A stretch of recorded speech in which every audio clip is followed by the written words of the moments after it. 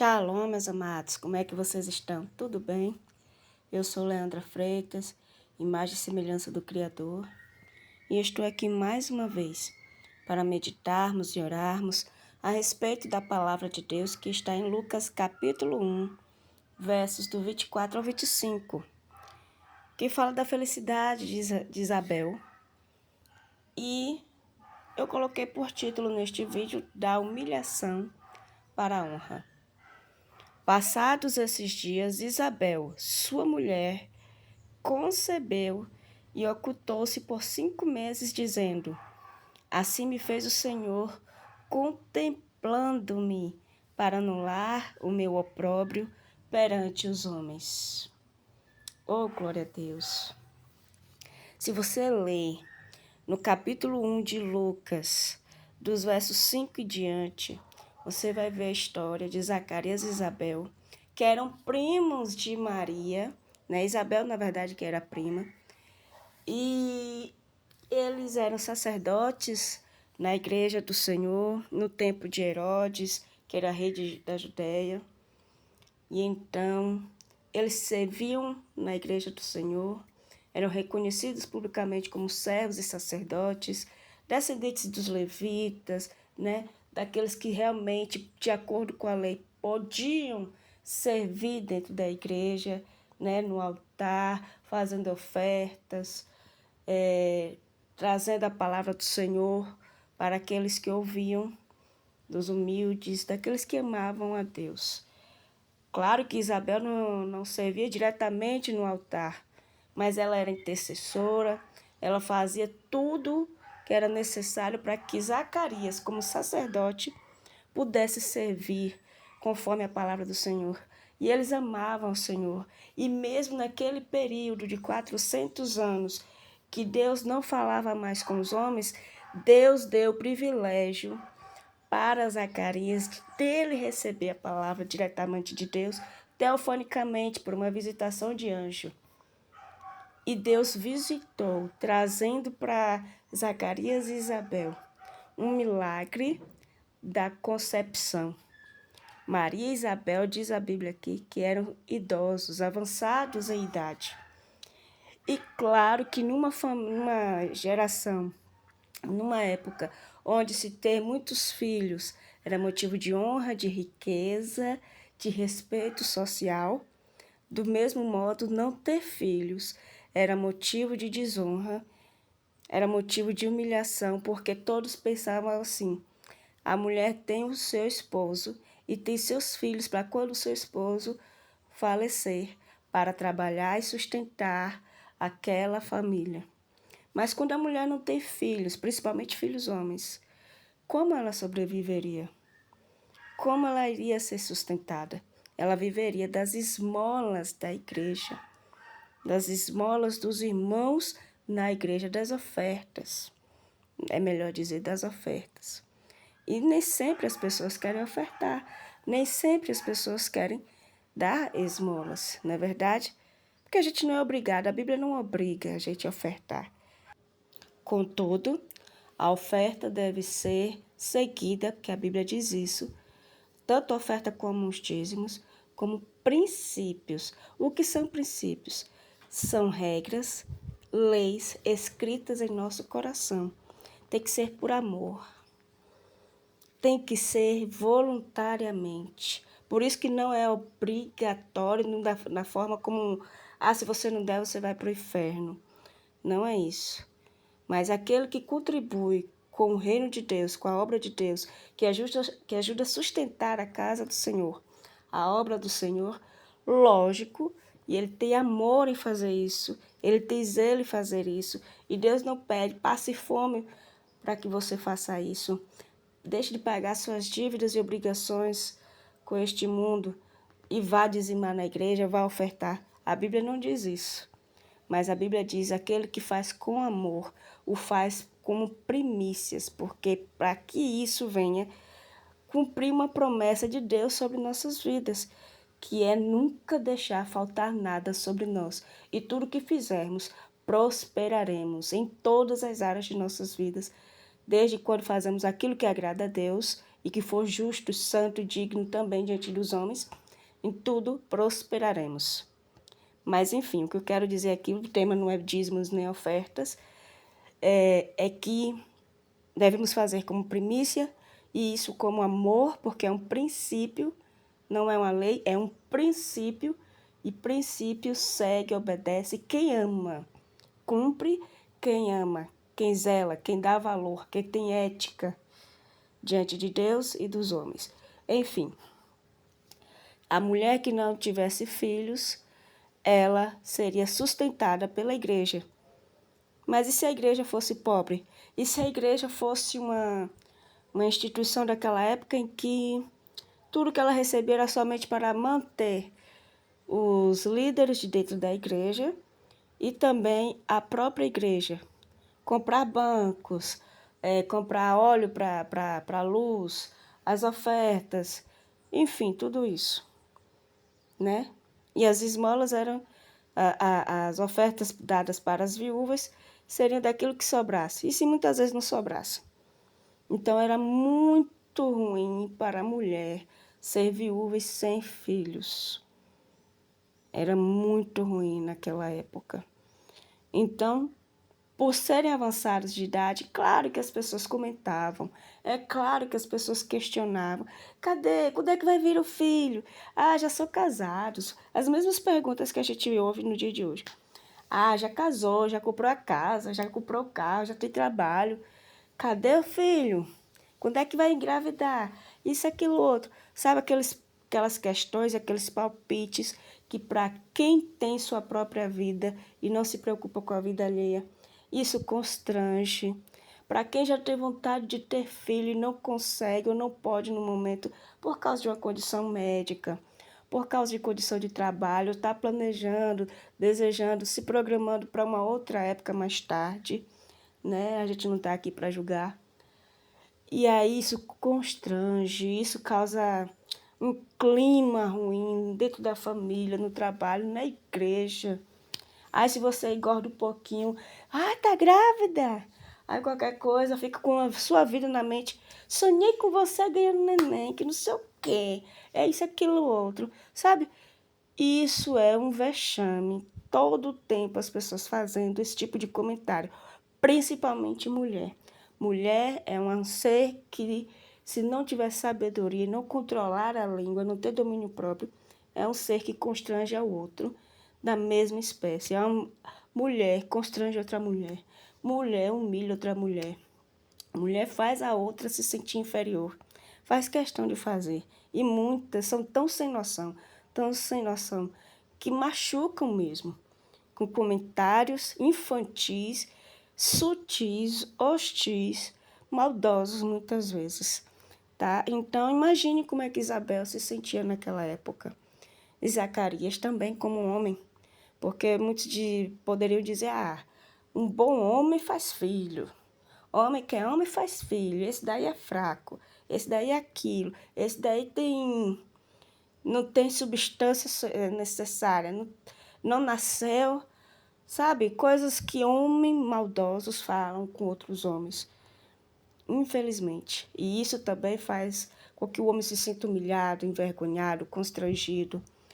Mas aí veio Deus, que mesmo em meio a uma condição de velhice, de humilhação de décadas, provavelmente eles tinham entre 60 a 80 anos, ou talvez até mais. E aí, nesse período todo de anos casados, nunca tiveram um filho. Imagine anos e anos ouvindo e passando por essa situação. Deus vai lá, mesmo em meio a essa condição de improbabilidade, né, improvável, essa condição de humilhação, Deus vai lá e muda a história. Completamente muda a história dos dois. Porque eles eram fiéis, porque eles amavam a Deus, porque eles cumpriam princípios.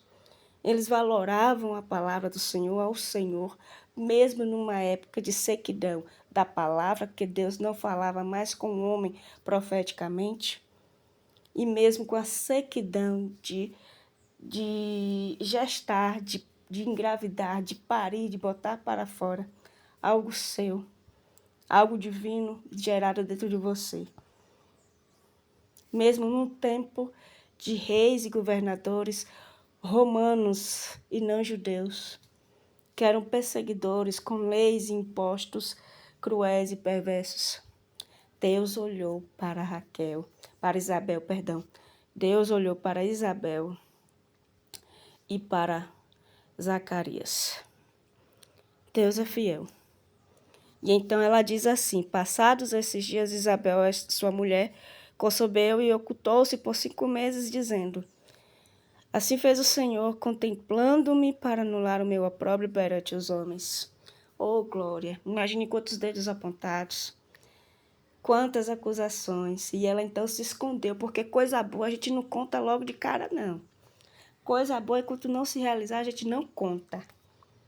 Coisa boa, planos, propósitos, sabe?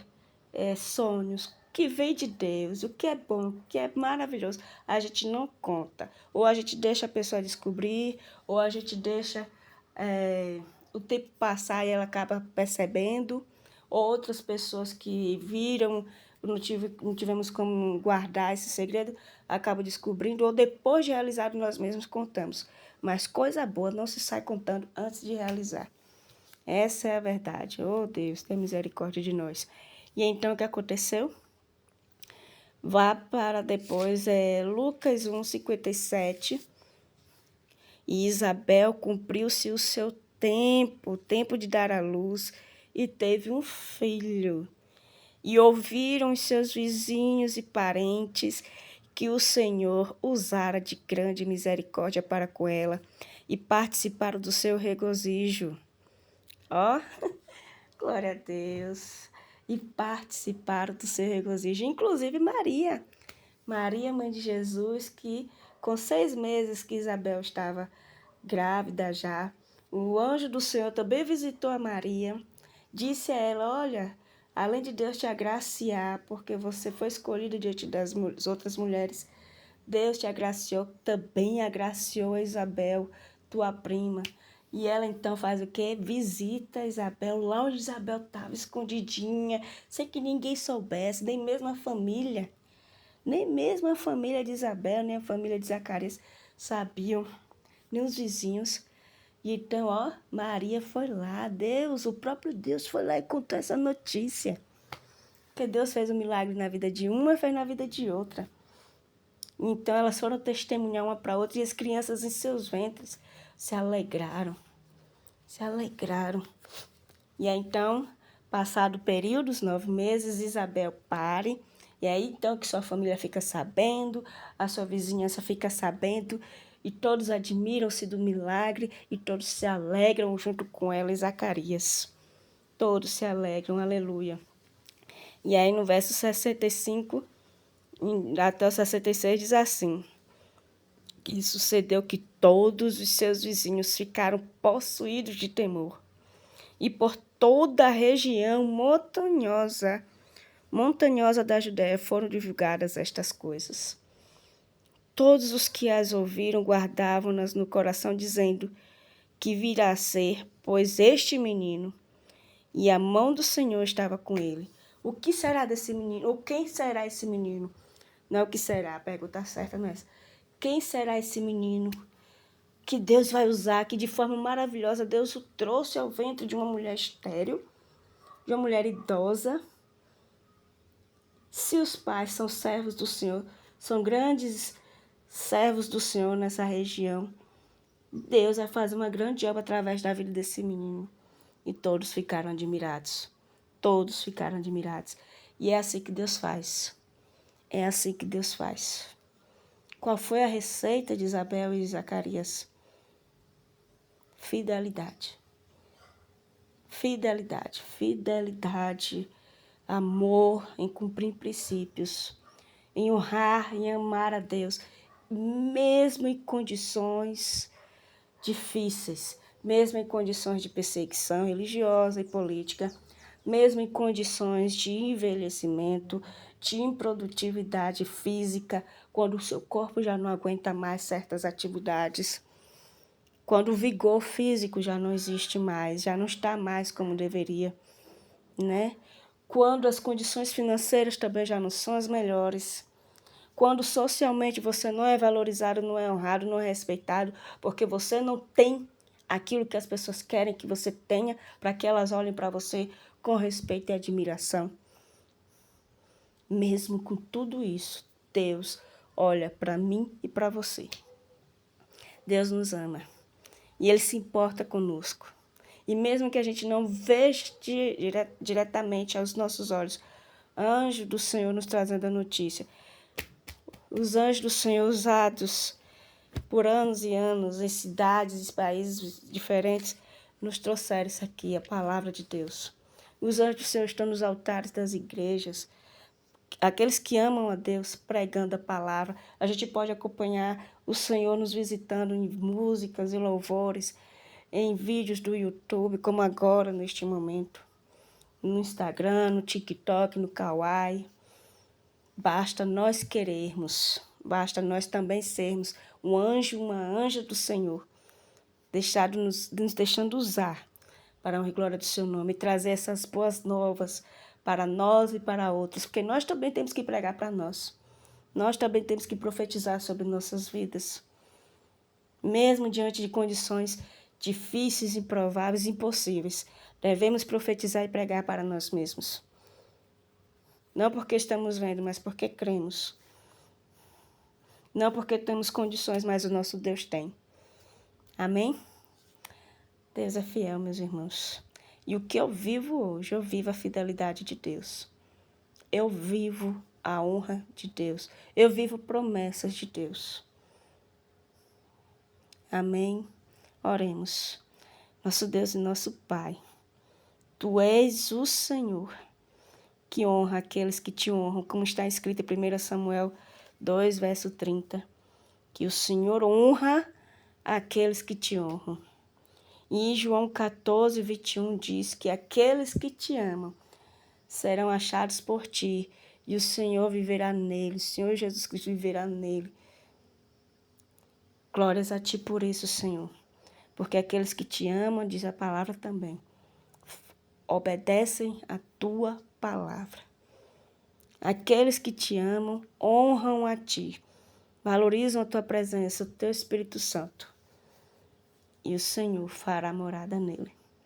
Pai, limpa-nos com o poder do nome do sangue de Jesus e faz de nós morada do Senhor. Faz de nós motivo de alegria do Senhor. Não porque queremos somente ser honrados, não seremos hipócritas, queremos ser honrados sim, mas mais do que honra, queremos o Senhor. Isso sim é mais do que ser honrado. Queremos o Senhor, porque eternamente contigo, vivendo contigo, viveremos eternamente em paz, em alegria, em salvação e gozo eterno.